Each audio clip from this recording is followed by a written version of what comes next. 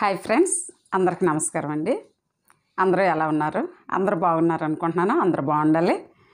మన ఛానల్కి మరణాత టీచర్ అనే మన ఛానల్కి మరొకసారి స్వాగతం చెప్తూ ఈరోజు ఒక కొత్త వీడియోతో మీ ముందుకు రావడం జరిగింది. మరి ఈ మధ్య చాలామంది హౌస్ గురించి ఇన్ఫర్మేషన్ తెలుసుకుంటూ ఉన్నారు, ఇల్లులు కొనే విషయం గురించి. మరి ఈరోజు నేనైతే అదే వీడియో చేయాలనుకుంటున్నానండి. ఎందుకంటే మరి ఇల్లు అనేది ప్రతి వ్యక్తికి కూడా చాలా అవసరం. కాబట్టి ఈ వీడియోలో చాలా వివరాలు, కొత్త ఇల్లు అయితే ఎలా కొనాలి, పాత ఇల్లు అయితే ఎలా కొనాలి, ఏ ఏ డాక్యుమెంట్స్ ఉండాలి, ఏ విధంగా మనం అప్రోచ్ అవ్వాలి, ఎవరిని అప్రోచ్ అవ్వాలి, ఎలా అయితే సేఫ్టీగా అసలు ఎలాంటి ప్రాంతాన్ని మనం ఎంపిక చేసుకోవాలి, ఇలాంటి విషయాలన్నీ ఈరోజు మనం వీడియోలో తెలుసుకుందాం.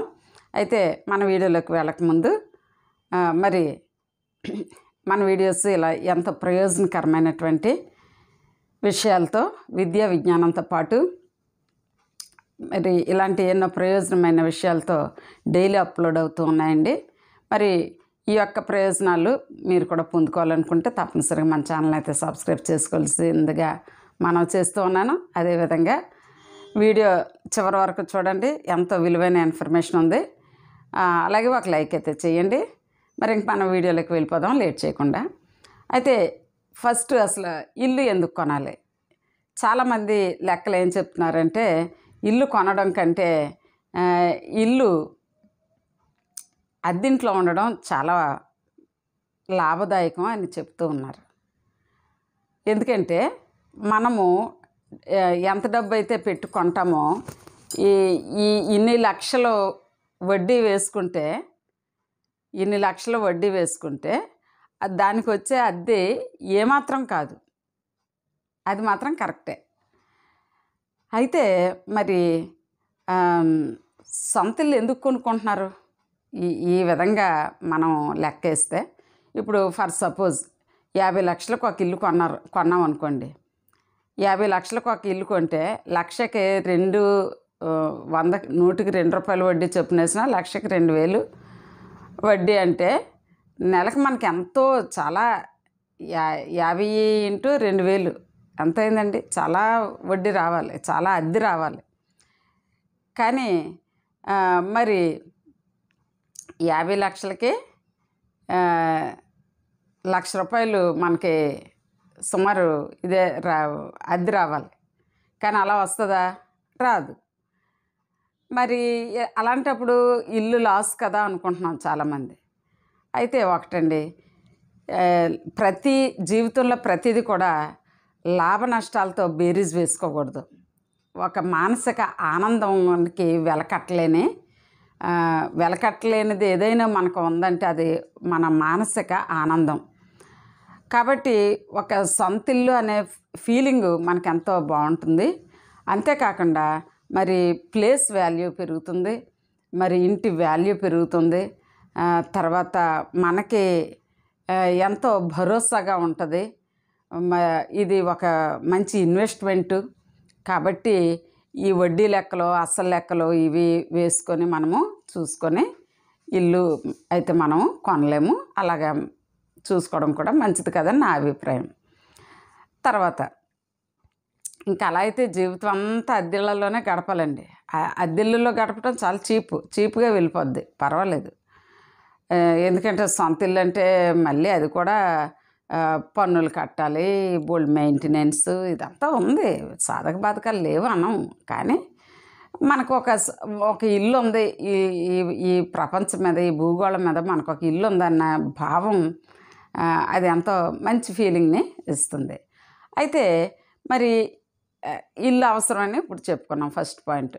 రెండోది ఏంటంటే, మరి ఇల్లు కొనాలంటే ఎలాంటి ప్లేస్ని మనం ఎన్నుకోవాలంటే మొట్టమొదటిగా మనకి సౌలభ్యంగా ఉండే ప్లేస్ని ఎన్నుకోవాలి. ఎక్కడో బాగా దొరుకుతుంది, ఎక్కడో చీప్గా ఉంది, లేకపోతే ఎక్కడో బెస్ట్గా ఉంది, ఎక్కడో బాగుంది, అక్కడ బాగుంది, అక్కడ మా బంధువులు కొనుక్కున్నారు, ఇక్కడ మా ఫ్రెండ్స్ కొనుక్కున్నారు, ఇవన్నీ మాటలు కట్టిపెట్టాలి. ఇవన్నీ మాటలు మనం కట్టి పెట్టాలి. ఎందుకంటే నీ సౌలభ్యం నీదే, మన సౌలభ్యం మనదే. ఇప్పుడు మీరు ఎక్కడి నుంచి డ్యూటీకి వెళ్తారు, లేదా మీ పిల్లలు కాలేజీలకు వెళ్ళాలి, లేదంటే మీరు ఇంకోటి ఏదైనా మీ సొంత కంపెనీ సొంత బిజినెస్లో ఇవి చూసుకోవాలి. ఇలాగ ఏ మనిషి స్టోరీ వాళ్ళదే కదండి. కాబట్టి మీరు ఏం చేయాలంటే మీకు ఏది అనుకూలమో, మీకు ఎక్కడ ఉండడం మీకు అనుకూలమో ఆ ఏరియాలోనే మీరు ప్రిఫర్ చేయాలి. రెండోది ఏంటంటే ఆ ఏరియా కొంచెం ప్రశాంతంగా ఉందా లేదో కూడా చూసుకోవాలి. మరి రణగొణ ధ్వనులకి కొంచెం దూరంగా ఉండాలి. ఇల్లు అనేది రాత్రులు మనం నిద్రపోవాలి, పగలు ప్రశాంతంగా ఉండాలి. కాబట్టి రణగొణ ధ్వనులకి దూరంగా ఉండాలి.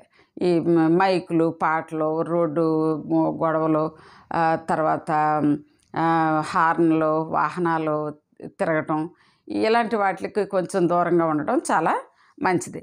ఇంకా తర్వాత ఏంటంటే చాలా ముఖ్యమైన పాయింట్ వినండి. నీటి లభ్యత ఇది చాలామంది చూడడం లేదు, తర్వాత ఎప్పుడో తెలుసుకొని దెబ్బ అయిపోతున్నారు. నీటి లభ్యత చూసుకోవాలి. ఆ ఏరియాలో వాటరు ఎలా పడుతుంది, ఎలాంటి నీరు ఉంది, అసలు త్రూ ఇయర్ సంవత్సరం అంతా కూడా అక్కడ నీరు లభ్యత ఉందా లేదా, లేదు మార్చి నెలలోనే ఎండిపోతుందా, మార్చి ఏప్రిల్ మేలో ఎండాకాలంలో నీరు దొరకదా, ఇలాంటి విషయాలన్నీ కూడా మనం తెలుసుకోవాలి ఖచ్చితంగా. ఎందుకంటే మరి నీరు లేని ఇల్లు ఎందుకు పనికిరాదు. కాబట్టి అది అయితే ఇది ఈ విధంగా భౌతికంగా దాని గురించి మనం ఆ విధంగా మనం ఎంపిక చేసుకోవాలి. ఇంకా తర్వాత ఏంటంటే మనం కొత్త ఇల్లు కొంటామా, పాతిల్లు కొంటామా, లేదు సైట్ కొంటామా, లేదు అపార్ట్మెంట్ కొంటామా, ప్లాట్ కొంటామా, ఇవన్నీ కూడా మనం చూసుకోవాలి. చూసుకొని మరి పాత ఇల్లు అనుకుంటే సబ్ రిజిస్టర్ ఆఫీస్కి వెళ్ళి ఆ ఇంటి జెరాక్స్ కాపీలు మనం తెచ్చుకోవాలి. సబ్ రిజిస్టర్ ఆఫీస్కి వెళ్ళి ఆ ఇంటి జెరాక్స్ కాపీలు మనం తెచ్చుకోవాలి. తర్వాత ఆ ఇంటికి లింక్డ్ డాక్యుమెంట్స్ ఉంటాయి. ఇంతకుముందు ఎవరున్నారు, అసలు ఎవరు కట్టారు, ఎవరి స్థలం అది, ఎవరు ఓనర్స్, వాళ్ళు ఎవరికి అమ్మారు, ఇప్పుడు మనం ఎవరి దగ్గర నుంచి కొంటున్నాం, ఇలాంటివన్నీ లింక్డ్ డాక్యుమెంట్స్ అంటాం. ఇవి మనము తప్పనిసరిగా సబ్ రిజిస్టర్ ఆఫీస్ నుంచి తెచ్చుకోవాలి. తర్వాత కొత్త ఇల్లు అయితే జీవీఎంసీకి వెళ్ళి ఎంక్వైరీ చేసి ప్లాన్ అప్రూవల్ ఉందో లేదో తెలుసుకోవాలండి. మున్సిపల్ ఆఫీస్కి వెళ్ళి అక్కడ ప్లాన్ అప్రూవల్ అసలు ఈ ఇంటికి ఉందా లేదా అనేది మనము తెలుసుకోవాలి. ఇది చాలా ముఖ్యమైన విషయం. క్రొత్త ఇల్లు అయితే, లేదు అపార్ట్మెంట్ కానీ ఏదైనా క్రొత్తదైతే మాత్రం. తర్వాత పాతిల్లు అయితే ఇంకా లింక్ డాక్యుమెంట్స్ ఉండాలి. ఈ లింక్ డాక్యుమెంట్స్ ఎందుకంటే మనకి లోన్కి చాలా అవసరం. హౌస్ లోన్ మనం పెడతాం కదండి, లోన్ పెట్టి మనం డబ్బులు తెచ్చి ఇల్లు కొంటాం కదా, బ్యాంక్ లోను. ఈ బ్యాంక్ లోన్ పెట్టినప్పుడు మనకి లింక్ డాక్యుమెంట్స్ అడుగుతారు. కాబట్టి అవి ముందు మనం చూసుకోవాలి. ఇంకా తర్వాత సంగతి ఏంటంటే చదరపు అడుగు ఆ ప్రాంతంలో ఎంత రేట్లో ఉందో తెలుసుకోవాలి. ఒక స్క్వేర్ ఫీటు ఆ ప్రాంతంలో ఎంత రేటు ఉంది, గవర్నమెంట్ రేట్ ఎంత, మామూలుగా రేటు ఎంత, మార్కెట్ రేటు. గవర్నమెంట్ రేటు ఒకటి ఉంటుంది, మార్కెట్ రేటు ఒకటి ఉంటుంది. ఈ రెండు కూడా తెలుసుకోవాలన్నమాట. గవర్నమెంట్ రేట్కి రిజిస్ట్రేషన్ ఛార్జీలు ఎంత, తర్వాత గవర్నమెంట్కి రేట్కి మార్కెట్ రేట్కి తేడా ఎంత, ఇది వాస్తవం, ఇందులో వాస్తవం ఎంత, ఇలాగా కొంచెం అంటే ఓనర్స్ చెప్పిన కాస్ట్కి రీజనబుల్లా లేదా, ఇందులో వాస్తవం ఎంత అనేది తెలుసుకోవాలి మనం. తర్వాత ఇంకా చదరపు అడుగు రేటు మనం కనుక్కోవాలి కదా. తర్వాత ఆ ఏరియాకు సంబంధించిన సేఫ్టీ కూడా చూసుకోవాలండి. ఆ ఏరియా ఒకవేళ చూడండి మరి కాలువలు, నదులు పొంగి ప్రవహించే ఏరియాలు కొన్ని ఉంటాయి, సముద్రం పోట్లు ఇలాంటివి కొన్ని ప్రమాదాలు జరిగే డేంజరస్ జోన్లోను, తర్వాత క్రూర మృగాలు వచ్చే చోట్లు కావచ్చు, తర్వాత మరి భూకంపాలు వచ్చే జోన్లు కావచ్చు, తర్వాత ఫ్లడ్స్ వచ్చే జోన్స్ కావచ్చు, తర్వాత దొంగలు ఎక్కువగా, రౌడీలు, దొంగలు మరి అసాంఘిక శక్తులు కార్యకలాపాలు జరిగే చోట్లలో మనము ఇల్లులు కొనకూడదు. తర్వాత ఇంకో ముఖ్యమైన విషయం ఏంటంటే, చాలామందికి పక్కన శ్మశానం ఉందని తెలియక కొనేస్తున్నారు. పాపం కొన్న తర్వాత ఆ అపార్ట్మెంట్లోకి వెళ్ళిన తర్వాత అదంతా వెనక తలుపు తీస్తే అదంతా కూడా ఆ శవాలు కాల్చినటువంటి పొగలన్నీ కూడా ఇళ్ళలోకి రావడం నేను పాపం 2-3 దగ్గర ఈ గోడు వాళ్ళు వెళ్ళబోసుకున్నారు, నేను విన్నాను. మరి ఏం చేయలేక పాపం ఏం చేస్తున్నారు, ఇంకా అవతలకి ఇంకా వెళ్లకుండా ఆ కిటికీలు అవన్నీ మూసుకొని ఆ కర్టన్లు అవి కట్టుకొని జాగ్రత్తగా ఉండడం జరుగుతుంది. కొన్ని చోట్లయితే సైడ్కి ఎదురుగా కూడా శ్మశానాలు ఉంటున్నాయి. అందుకని ఒక ఏరియా తాలూకా సేఫ్టీ ఏంటి, వాటి విధానం ఏంటి, వాటి వైఖరి ఏంటి, వాటి పద్ధతి ఏంటి అనేది కొంచెం తెలుసుకోండి. ఏదో చదరపు గజం అక్కడికంటే ఇక్కడ ఏదో తక్కువ వచ్చింది, ఈ ఇల్లు బాగా తక్కువకి అమ్ముతున్నారు, ఇలాగా ఏదో షార్ట్ టైము దీంట్లో పడి మనం వ్యామోహంలో పడి కొనడం కాదు, కానీ దాని లోతుపాతులు కొంచెం మనం తెలుసుకోవాలన్నమాట. ఇంకా తర్వాత డీ పట్ట భూములు కొన్ని ఉంటాయండి. డీ పట్ట భూములు కొన్ని ఉంటాయి, అవి రిజిస్ట్రేషన్ అవ్వవు, మనకి రిజిస్ట్రేషన్ అవ్వవు. అయితే ఒకవేళ అయినా పర్వాలేదండి, మరి అవి కొంచెం మాకు తక్కువగా మాకు మంచి అవైలబిలిటీగా బాగా వస్తున్నాయి, అవే కొనుక్కుంటాం అని మీరు అనుకున్నట్లయితే వాటి జెన్యూనెస్ అంతా తెలుసుకోవాలి. అసలు వాటిలో జెన్యూనెస్, వాళ్ళు మంచి వాళ్ళేనా, రేపు పొద్దుట నువ్వు పట్టా కొనుక్కున్న తర్వాత మళ్ళీ నీ మీద కేసు పెట్టి నాకేదో ఆక్యుపై చేశాడు, నన్ను బెదిరించాడు, లేదా అప్పు ఇచ్చి తీర్చలేదని అవి దురాక్రమణ చేశాడు, నన్ను ఇలా చేశాడు అని నీ మీద తిరిగి కేసులు పెట్టకుండా, తర్వాత వాటి నుంచి నీకు ఏ విధమైన నష్టం వాటిల్లకుండా వాటి జెన్యూనెస్, వాటి నికర నిజాయితీ ఎంతో తెలుసుకొని కొనాలండి. తర్వాత ఇంకా మరి రిజిస్టర్ భూములు ఉన్నా కానీ లీగల్ ఒపీనియన్ని లాయర్ని అడగాలి. ఒకవేళ డీ పట్టాకలు కాదు, రిజిస్ట్రేషన్ అయ్యే భూములు అయితే మనము వెళ్ళి గబగబా మనం ఏదో ఓనర్ దగ్గర కొనేయడం కాదు, కానీ ఒక లాయర్ దగ్గరికి వెళ్ళాలి. తెలిసిన లాయర్ దగ్గరికి వెళ్ళి అసలు లీగల్ ఒపీనియన్ మనకి న్యాయపరమైనటువంటి ఇబ్బందులు ఏమీ లేకుండా అంతా కూడా సజావుగా ఉందా లేదా అని ఒక లీగల్ ఒపీనియన్ మనం అయితే లాయర్ దగ్గర తీసుకోవాలండి. అవి కొనడం ఎంతవరకు సేఫ్టీ, అవి ఏమన్నా ఎవరైనా కబ్జా చేసేసిన భూములా, లేకపోతే చెరువుని కప్పేసి మామూలుగా ఆర్టిఫిషియల్గా కొన్ని ల్యాండ్స్ అమ్మేస్తున్నారు గవర్నమెంట్వి, అలాంటివి ఏమన్నానా, లేదు తర్వాత ఎంతకుముందే రిజిస్ట్రేషన్ అయినవి కూడా మళ్ళీ కొత్తగా అమ్మేస్తున్నారు కొన్ని చోట్ల. ఒకే సైటు 2-3కి రిజిస్ట్రేషన్ అయ్యి ఉండి అందరూ కూడా కలిపి తన్నుకొని కోర్టులకు వెళ్ళి ఇలాంటి తలనొప్పులు కూడా చాలా చూస్తున్నాం. కాబట్టి మరి వీటి గురించి మనము ఒక లీగల్ ఒపీనియన్ తీసుకోవడం చాలా చాలా అవసరము. తర్వాత అపార్ట్మెంట్లు కొంటున్నాం కదా, మరి టౌన్లో ఎక్కువగా ఇండివిజువల్ హౌసెస్ దొరకవు కాబట్టి దొరికినవి ఎక్కడో వాటి రేట్లు చాలా అందనంత ఉంటాయి కాబట్టి మనము అపార్ట్మెంట్స్ తీసుకుంటాం.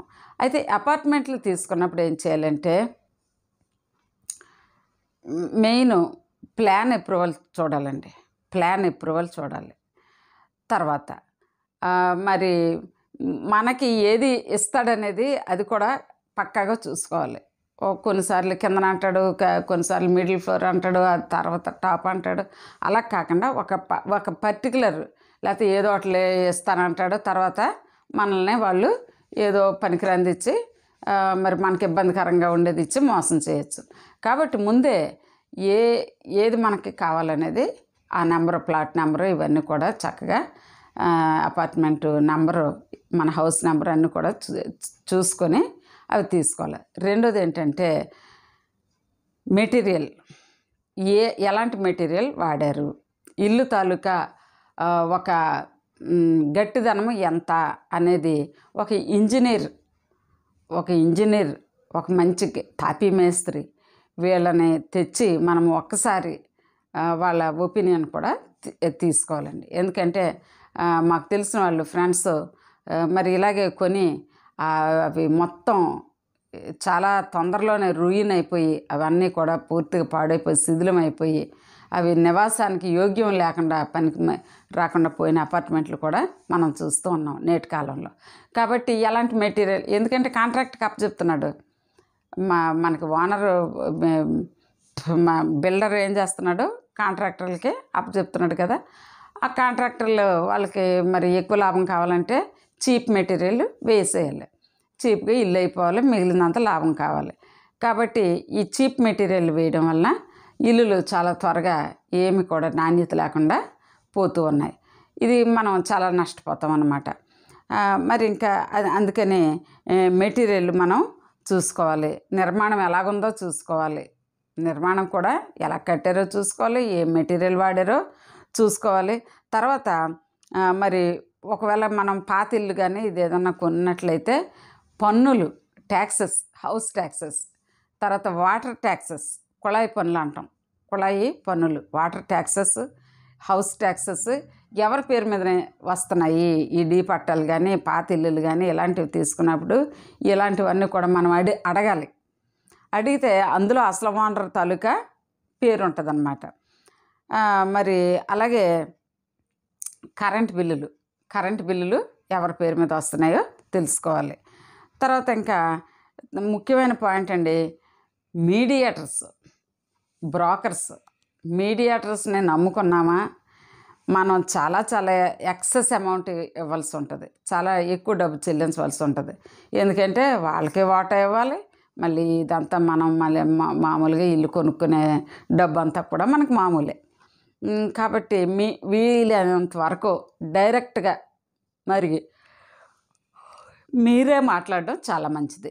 ఓనర్ నెంబర్ కనుక్కొని మనకి అక్కడ సైట్ల దగ్గర అక్కడ మనకి ఓనర్ నెంబర్స్ ఉంటాయి. కాబట్టి ఓనర్స్కి మనమే కాల్ చేసి డైరెక్ట్గా మనం మాట్లాడుకోవడం చాలా మంచిది. ఎందుకంటే మీడియేటర్స్ ఏం చేస్తున్నారంటే పర్సంటేజ్ తీసుకుంటున్నారు. ఇల్లు ₹1,00,000 అనుకోండి, ఫర్ సపోజ్ అనుకుందాం. ఇల్లు ₹10 అనుకుంటే ఆ ₹10లో నాకు ₹1 అని ఈ విధంగా మరి వాళ్ళు ఒక పర్సంటేజ్ అంటూ పెట్టి తీసుకుంటున్నారు. కాబట్టి మరి మనము డైరెక్ట్గా నో బ్రోకర్స్, డైరెక్ట్ మీడియేటర్స్ ఎవరు లేకుండా తిన్నగా వెళ్ళి ఓనర్స్తోనే మాట్లాడుకోవడం ముఖ్యం.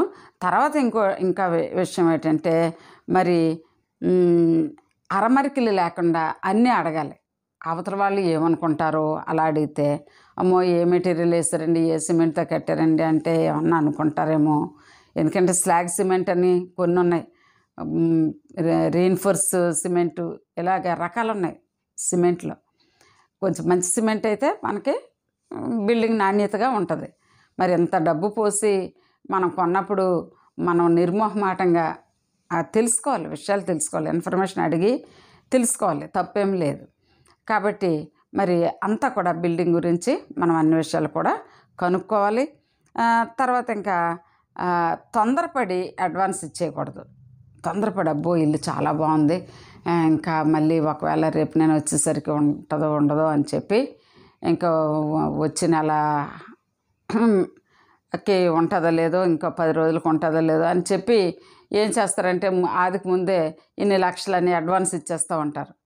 ఇచ్చేసిన తర్వాత మనకు అసలు రంగులు తెలుస్తాయి. ఆల్రెడీ ఇది ఇంకొకరికి సేల్ చేస్తాడని, లేదు ఇది ఇంకా కట్టకుండా ఇలా వదిలేస్తాడని, లేకపోతే ఇంతటితో ఈ నిర్మాణం పూర్తి అయిపోయింది అని, ఈ విధంగా చాలా రకాల మాయలు మోసాలు ఇలాంటివి నేటి సమాజంలో చూస్తూ ఉన్నాం ఫ్రెండ్స్. అదేవిధంగా మరి అమౌంట్ విషయంలో ఎలా సర్దుబాటు చేసుకోవాలని చాలామంది ఆలోచిస్తూ ఉంటారు. బ్యాంక్ లోన్స్ తీసుకోండి. బ్యాంక్ లోన్స్ కూడా ఫిక్స్డ్, ఫ్లోటింగు, ఇంట్రెస్ట్ రేట్లు ఎలా వేస్తాడు, ఫిక్స్డా ఫ్లోటింగా? అంటే ఫిక్స్డ్ అంటే మనం లోన్ తీసుకున్నప్పుడు ఏ రేట్ ఆఫ్ ఇంట్రెస్ట్ ఉంటుందో అదే మనం లోన్ తిరిగి పేమెంట్ మొత్తం చేసే వరకు కూడా, రీపేమెంట్ పూర్తి అయిపోయిన వరకు అదే ఇంట్రెస్ట్ ఉంచుతాడు. దాన్ని మనం ఫిక్స్డ్ ఇంట్రెస్ట్ అంటాం. అలా కాకుండా ఫ్లోటింగ్ అంటే అప్పుడప్పుడు పెరుగుతుంటుంది, అప్పుడప్పుడు తగ్గుతుంటుంది అని చెప్తారు. కానీ తగ్గడం అంటూ మరి నేనైతే చూడలేదు ఇప్పుడు. కాబట్టి మరి బ్యాంక్ లోన్లు తీసుకున్నప్పుడు కూడా మనం కొంచెం అన్నీ కూడా చూసుకోవాలి. అంతేకాకుండా ఇంకా main registration time. At the time of registration మనం ఏం చేయాలి, what we have to do అంటే మనం ఏం చేయాలంటే మరి మనము డబ్బులు ఎవరికి ఎలా సర్దుబాటు చేయాలో అది తెలుసుకోవాలి. ఆ రిజిస్ట్రేషన్ టైంలో మరి మనము ఆ డబ్బు అంతా కూడా సేకరించి రెడీగా పెట్టుకోవాలి. పెట్టుకున్న తర్వాత మరి ఒకవేళ ఇంకా ఏమన్నా కొన్నిసార్లు కొంత డబ్బు ఇంకా అవసరమై ఉంటుంది. ఆ డబ్బును కూడా ఎలాగ సంపాదించాలో కొంచెం మనం తెలుసుకోవాలి.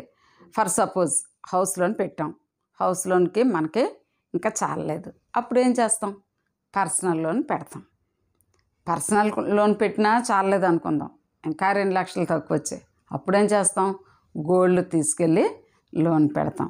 అయితే ఇవన్నీ కూడా ఒక ప్లాన్ ప్రకారము, ఒక పద్ధతి ప్రకారము, మంచి చెడ్డలు, లాభ నష్టాలు, తర్వాత సెక్యూరిటీ, మనం ఒక పని చేస్తున్నామంటే దాని సెక్యూరిటీ ఎంత అనేది మరి మనం తెలుసుకొని జాగ్రత్తగా చేయాలి ఫ్రెండ్స్. అంతేకాకుండా మరి ఇల్లు అనేది మనము పాత ఇల్లు మనం కొన్నట్లయితే, అంటే ఆల్రెడీ యూజ్డ్ సెకండ్ హ్యాండ్ ఇల్లు మనం కొన్నట్లయితే, అది అంటే అపార్ట్మెంట్ కానీ ఏదైనా అవ్వచ్చు, ఏం చేయాలంటే మరి ఓనర్ సంతకంతో పాటు వాళ్ళ వారసులు, తర్వాత వాళ్ళ అన్నదమ్ములు, ఆయన కొడుకులు, ఆయన అన్నదమ్ములు, తర్వాత ఆయన తండ్రి ఉంటే తండ్రి, వీళ్ళ అందరి సంతకాలు కూడా మనకి, కూతుర్లు కొడుకులు, వీళ్ళ సంతకాలన్నీ కూడా మనం తీసుకోవాలి. ఎందుకంటే ఒక వ్యవసాయ భూమి కొన్నాం అనుకోండి, కొన్నప్పుడు మనము మరి వీళ్ళందరూ సంతకాలు కూడా విల్లింగ్నెస్, వాళ్ళు మా ఇష్ట ప్రకారమే అమ్మడం జరిగింది అని రేపన్న రోజు వాళ్ళు మన మీద కోర్టు కేసులు పెట్టకుండా, మరి మనల్ని వాళ్ళు ప్రశ్నించకుండా, మన తప్పేమీ లేకుండా ఏం చేయాలంటే, అందరికీ తెలిసి అందరి అంగీకారంతోనే ఈయన మనకు అమ్మాడు అనడానికి మనం ఏం చేస్తామంటే, మరి ఫ్యామిలీ మెంబర్స్ సంతకాలు మనం తీసుకోవాలన్నమాట. మరి ఈ విధంగా మనము ఇల్లు కొనుక్కునేటప్పుడు తగిన జాగ్రత్తలు తీసుకోవాలి. మరి ఫ్రెండ్స్, ఈ వీడియో మీకు నచ్చింది అనుకుంటున్నాను. ఇంకా ఇలాంటి మంచి సమాచారం, మరి మేము కూడా ఈ మధ్య ఒక ఇల్లు కొన్నాము, ఆ ఇల్లు గురించి కూడా మీకు మరొక వీడియోలో చెప్తాను. ఈ వీడియో లెంగ్త్ ఎక్కువ అవుతుంది కాబట్టి మేము ఏ విధంగా కొన్నాం, ఎలా కొన్నాం, ఎక్కడ కొన్నాం, ఎంత కొన్నాం, ఇలాంటి వివరాలన్నీ కూడా మరి నెక్స్ట్ వీడియోలో మీకు చెప్తాను. Please like and subscribe. మరి ఈ వీడియోని ఎంతవరకు చూసినందుకు మీకు ధన్యవాదాలు తెలియజేస్తూ, అలాగే ఇంకా ఒకవేళ మన ఛానల్ సబ్స్క్రైబ్ చేసుకోకపోతే తప్పనిసరిగా సబ్స్క్రైబ్ చేసుకోండి.